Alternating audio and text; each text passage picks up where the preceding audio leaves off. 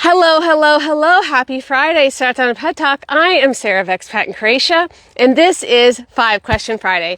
Every Friday at 5 o'clock Croatia time, answer 5 questions about Croatia from people who have sent them in on Facebook, Instagram, Twitter, LinkedIn, YouTube, expatinCroatia.com, email, my consulting sessions, and people who do it through a secret knock. Hi, welcome. So I'm in a super cool place.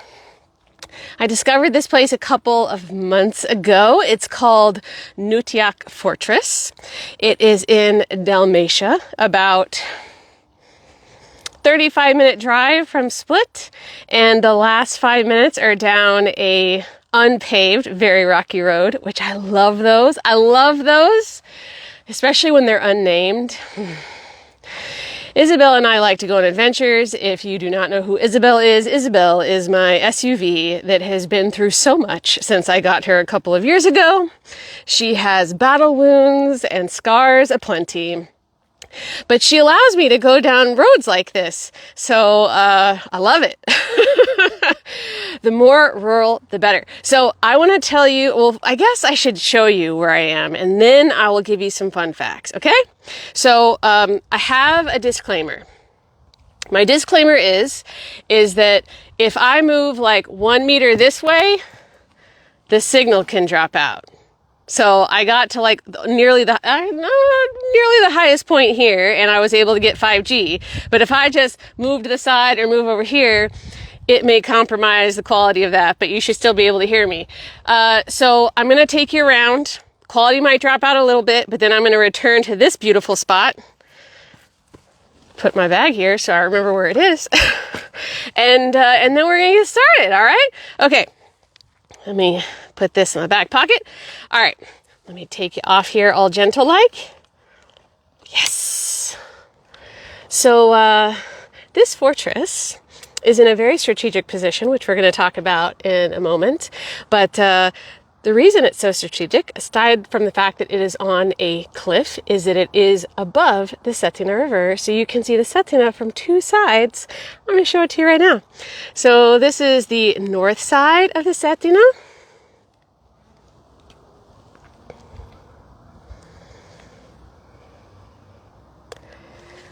It's the village up in here. This is the fortress, or at least the ruins of the fortress. And now we're going to go to the other side, and the other side is where the connection is a little bit spotty, so bear with me. Oh, and here's kind of like the landscape. Shrubby, rocky, classic Dalmatia. All right, we're going to go over here. I'm going to turn it around so you can kind of see where I'm walking, all right? Okay. So, the fortress has this tower, but it also has some other ruin compartments to it. Oh, so here is the other side of the Cetina River. Isn't that beautiful? So this is the downstairs part of the fortress. There's the upstairs. And there's actually a few more bits that are kind of hanging off the side of the mountain over there. But you have all this kind of lovely shrubby forest all around. So this is where I'm at. So now I'd like to tell you some, oh yeah, absolutely, what a country. Dobar dan. So glad you're here. Ooh, don't fall backwards, Sarah. Okay, I brought my boots for today. They come in handy in this kind of terrain. There are no paths here. Okay, let me put you back on the thing. See if I can do this as gentle as possible. Oh, that wasn't too terrible, was it? Look at that. Okay, so let me tell you about Nutjak Fortress. It was built in the late 1400s, and its purpose was to defend against the Turks. They wanted to, so this area was called Poljica, and they wanted to strengthen their northern border. So that's why they built it, okay? It was conquered, though, by the Turks in 1513, and they took it. And see, in 1699, it was assigned to Venice, although it was still under Turkish control. But it lost its strategic importance at a certain point because they built another fortress, and that's the Venetian Guardia Fort. And so then it wasn't as important.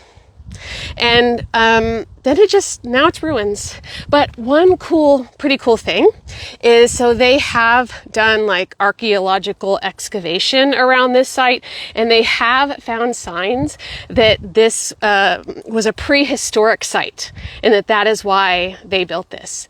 Oh my goodness, there's actually a person who's coming toward the fortress. Every time I've been out here, nobody's been here, so we're gonna get a guest soon. Okay, so what else do I want to tell you? I've had COVID this past week for the third time. I am now an expert on the subject. So if I'm huffing and puffing, that is why. I may have to take a sip of water, but I'm good. I'm not sick anymore, but I'm in that phase where like you have no lung capacity. And this is me social distancing because I wanted to be outside, but I couldn't go someplace where there were people. So look at me, no one around. Oh man, now there's some people coming. Oh my goodness. Okay, what else? I want to tell you some cool news. So we have been working on a redesign of our Tuesday newsletter. If you have not signed up for our newsletter, I highly recommend it. It only goes out once a week on Tuesdays. It includes a wrap-up of our latest posts. We also tell you all the posts that we've updated and which information has been updated in those posts so that you can know what changes are on the horizon. We also pick out 2 Croatian news articles and we summarize them in English, and these are usually actionable things that could actually impact your life on a daily basis. We have our weekly word and phrase of the week, including a recording of those being said by Maria, our editor-in-chief. And there's a photo of the week. So that's like some photo from around Croatia. That's either from our staff or submissions from you. Am I missing anything? I think that's it. Anyways, we're very proud of it. We have, I think, about 9,500 subscribers now on that newsletter. So if you'd like to sign up for it, there's a link in our bio where you can go and subscribe. So let me tell you what it is about our newsletter that's new. So we've been redesigning it, and we've given it 2 kind of improvements. One is a new look, like it's all shiny and pretty and classy looking now. It's definitely a design lift. And then the second thing we did is Lorena, who is one of our account managers, fun fact, she's also a data analyst. Yes, that's what she got her master's in. So she does a lot of our analytics analysis here. And so she did a deep dive on how you guys interact with our newsletter. And we rearranged all the information based on what you like and what you do not like. So it's new and improved. And that will go out on Tuesday. So this next coming Tuesday will be the very first day that we launch the new look of our newsletter. And on Monday, if you're already a subscriber, on Monday, you are going to get an extra email. That is an announcement. It's a kind of a little letter from Maria, our editor-in-chief, to kind of let you know about these changes. She's going to go into a little bit more detail to let you know what's coming. So we only send out the 1 email a week, but very rarely, maybe once a year, twice a year at max, we send kind of an informational announcement about the changes that are happening to the newsletter. So that's going to happen on Monday. So keep a lookout for that. And if you have not subscribed, as I mentioned, you can do that at the link in our bio, or you can DM us and we can send you the link directly. So that's that. What else do I want to tell you? Okay. Oh, this is the last reminder I will provide. A week from today, I will be in Zagreb interviewing the U.S. ambassador at an event sponsored by the Association for Croatian American Professionals. I was elected as board secretary to the Zagreb chapter, so I'm emceeing that event, and I'm also getting to interview the U.S. ambassador. I'm pretty jazzed about it. Nervous, but also pretty jazzed about it. And so that is a members-only event. If you're an ACAP member, I really hope that we'll see you there. If you're not an ACAP member, but you're interested in joining us, it's really cheap to join ACAP. It's $100 a year, 25 if you're a student. And I'm in a lot of these organizations, and that's by far the cheapest one. But it gets you access to all of our events, professional networking, professional support. It's a great organization with a lot of member benefits. So let's get started, shall we? If you're just joining us, this is 5 Question Friday. I'm Sarah. I'm going to answer 5 questions about Croatia. Okay? So our first question comes from Natasha on the 5 Question Friday form. How long before my residence permit expires should I submit for a renewal? Excellent question. 30 to 60 days before. No more than 60 days. That being said, on sometimes, and it depends on your basis for renewal, you'll go to MUP and they'll say, okay, you need to come back like the day before, the day after it expires, but don't make that assumption. Go 30 to 60 days before. I would err on the side of 60 rather than 30. Tell them your intention to apply again, because we don't really have renewals in Croatia. You're actually just applying again on whatever basis it is. It's a brand new application every time. The only difference would be that you wouldn't have to submit your background check again because you've been living for the last 12 months in Croatia, but all the other requirements are the same. So it's not really a renewal per se. It's a brand new application. So go 60 days in advance. They're going to tell you what to do. Go from there. Hello, Ravine. Thank you so much for being here. Okay, so we have a guide that has all of the different types of residence permits with step-by-step guidance on the requirements and the procedure. If you would like that, if you're on YouTube, it's down below in the caption. And if you are on Instagram, send us a DM, we'll get it over to you. Okay, the next question comes from Barbara, also on the 5 Question Friday form. Can we turn right on red? I'm so shocked that this has not come in yet, and I'm so glad that I get to answer it. No.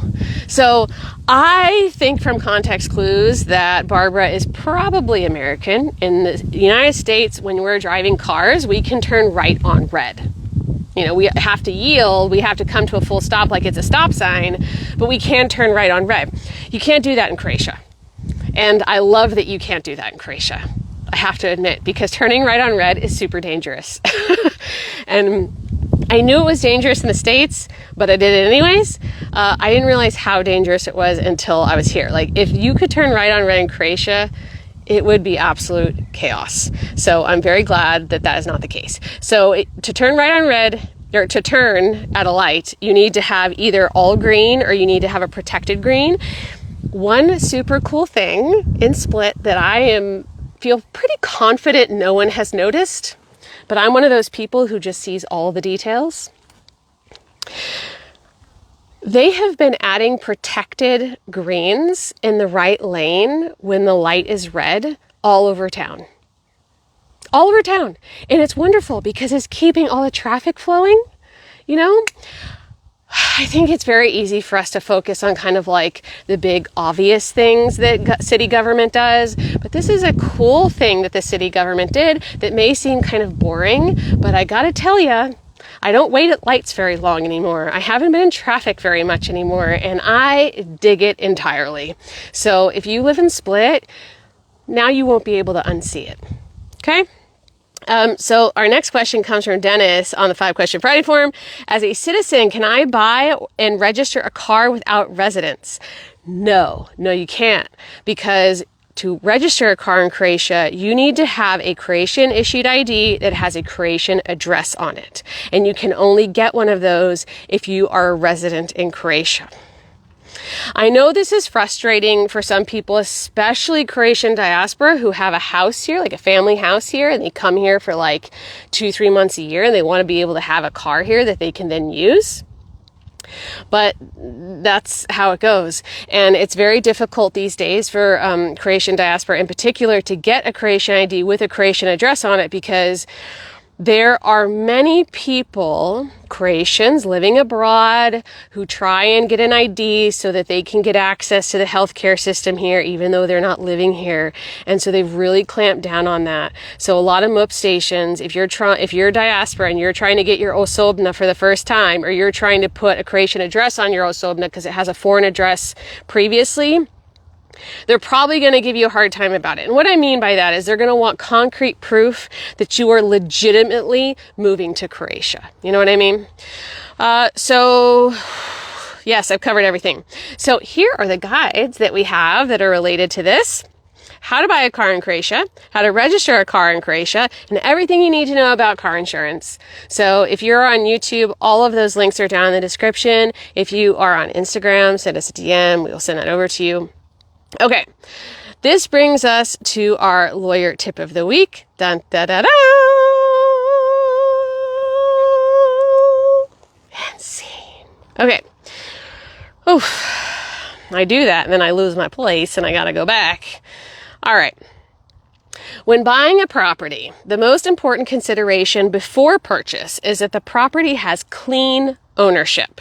If you are planning to buy a property for the purposes of renting to tourists, then the second most important consideration should be that the property has a usage permit.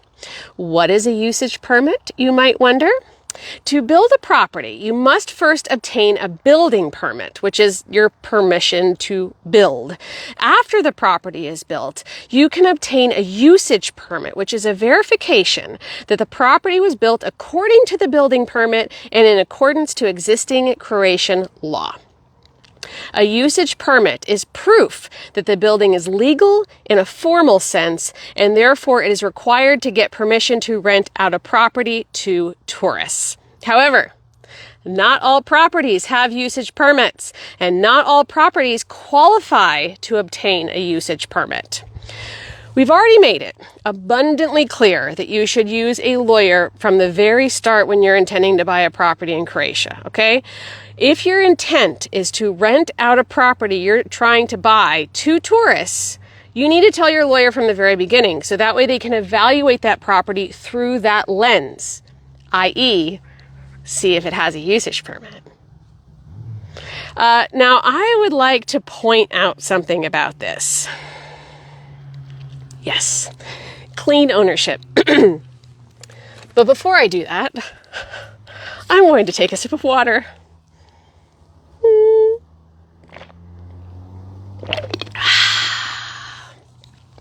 Had some stuff backing up in my throat. Okay, clean ownership. What is clean ownership? Okay, so clean ownership, there are a few things that a lawyer is going to look at when they're evaluating a property's land registry certificate, okay? One, how many owners are there? If there's 40 owners, you don't want to do that. It's too many. It's too many. Because they all have to sign off. And chances are, if there are that many owners, some of them are dead. So, that's the second thing. Are any of the owners dead? Because then you have to go through a probate process before, and you have to get them off the land registry certificate. It's a whole thing. Okay? What else are they going to look at? They're going to look at what's called activna plomba, which is active processes, okay? So sometimes there are processes that are in place, so a note gets added to the land registry certificate that some kind of procedure is ongoing, all right? The fourth thing that they look at, that is liabilities, okay? So for example, on my property, on my apartment, there's a liability from Erste Bank because that is where I have my home loan from. A very good example of a liability that can exist is someone saying, this person, I'm deceased and this person has a right to live in my property until they die. Or another example would be, okay, two brothers, they inherit a piece of land. They split it down the middle 50-50, okay? Brother A needs to go through Brother B's property to get to his property. So Brother B can something can be put on his land registry certificate that says, Brother A can go through my property to get to his property. Okay, that's another example. So that is also something important to look at because you don't want to absorb someone else's liabilities. And, there is something I talked about 2 months ago about those liabilities with the bank. So home loans are not attached to a person, they're attached to a property. So if you're buying a property that has a home loan on it, you have to make sure that that gets closed out so that you do not absorb the liability for that. Okay, yes, you have an account, a loan account at the bank. However, if you default on that, they're going to come take the property. And if you don't own the property anymore and it's been sold to somebody else and that bank liability is still on that land registry certificate, guess whose house they're going to take? Yours. So that is also something to keep in mind. Hey, Logan, thanks for being here. Okay. I know I owe you messages. I promise you, I will send you a message. Okay.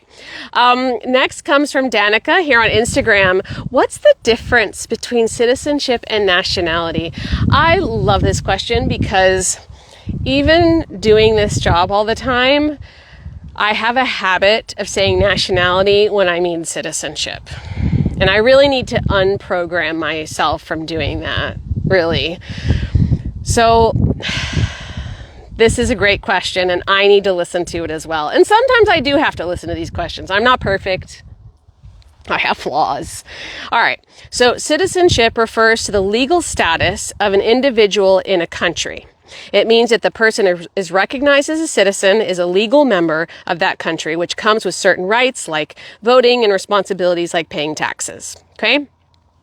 Now, nationality is more about cultural identity. It refers to the country to which a person feels they belong, usually based on a shared language, culture, or ancestry. So nationality can sometimes align with citizenship, but it doesn't have to, okay? It's more about self-identity and how others perceive a person's cultural background. Which brings me to applying for citizenship, because now looking at it through this lens, there's something the Croatian government's been requiring that now makes so much sense to me. Hi, Eve. Thank you for being here. So when you are applying for citizenship, there is a space for nationality. And if you're American, for example, okay, your grandfather's Croatian, you would think that you would put American. No, you put Croatian, because Croatian is the cultural identity. That's kind of like the ethnicity.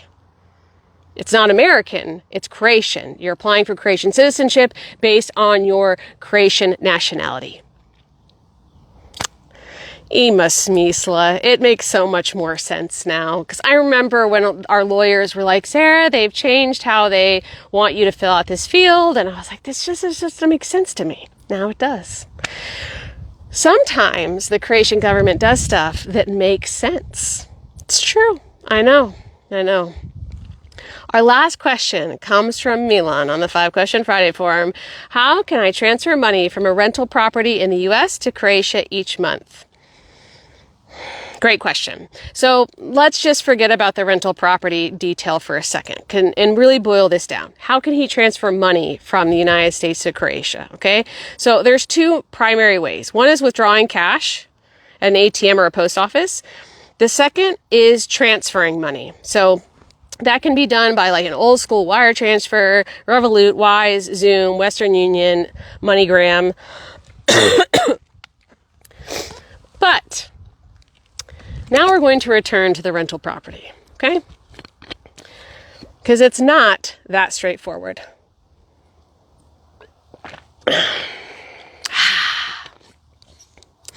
Once you've been living in Croatia for 183 days, you are a tax resident, which means you are obligated to report and potentially pay tax on your worldwide income, okay?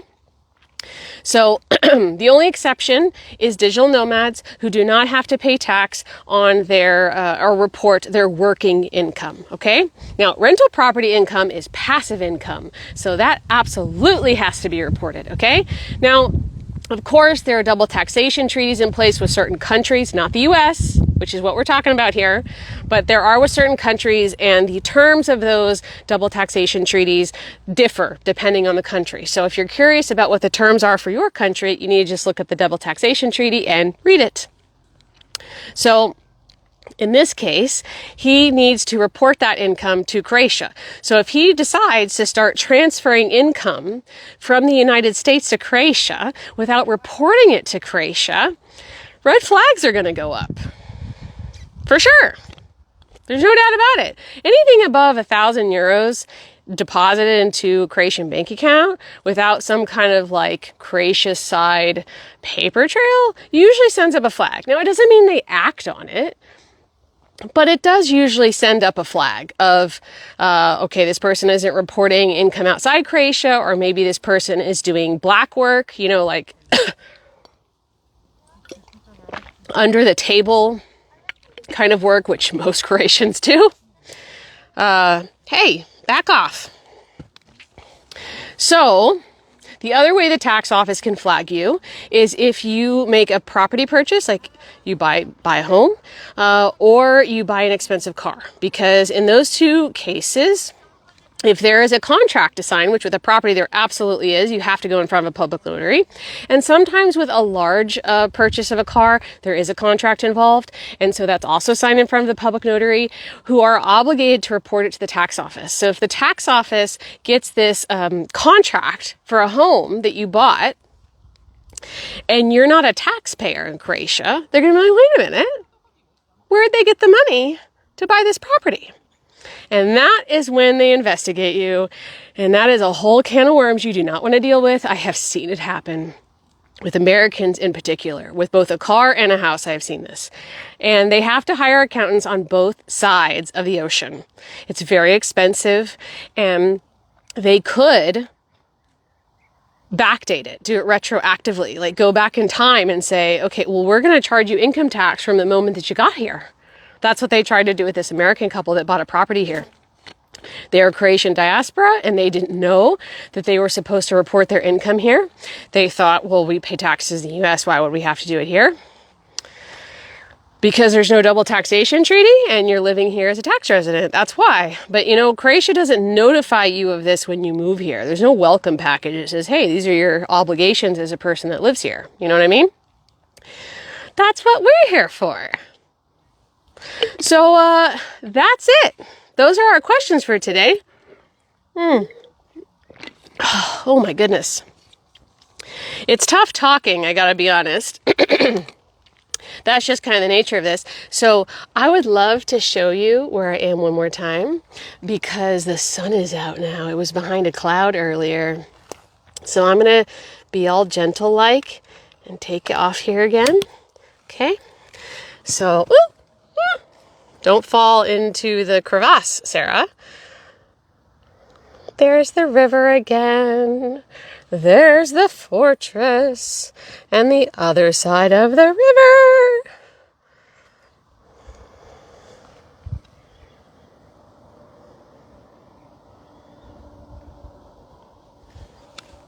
Isn't that peaceful? This is a great place for a picnic if you ever get a chance.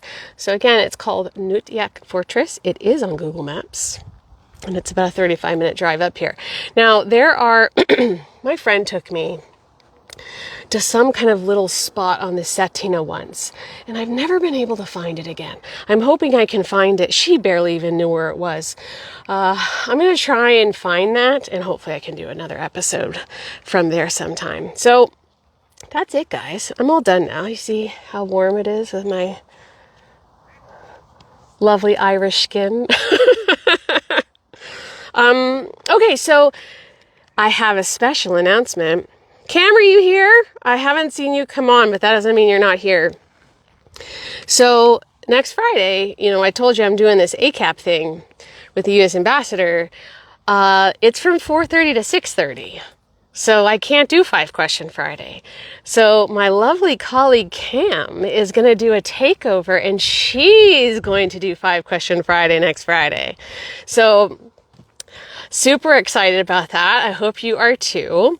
So she'll do the usual thing, but with her own flair. And if you have any questions that you want to ask Cam specifically, shoot them over to the DMs, and maybe you'll see Cam answer your question next week, okay?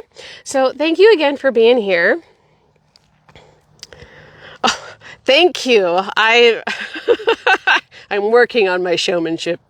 I hope you were entertained. Thank you for letting me keep you company here on a Friday afternoon. And I hope you enjoy your weekend. And if you are seeing this on Saturday morning, good morning. I'll see you soon. I'll see you in 2 weeks. Cam's next week. Bye-bye. Vidimose. Ciao.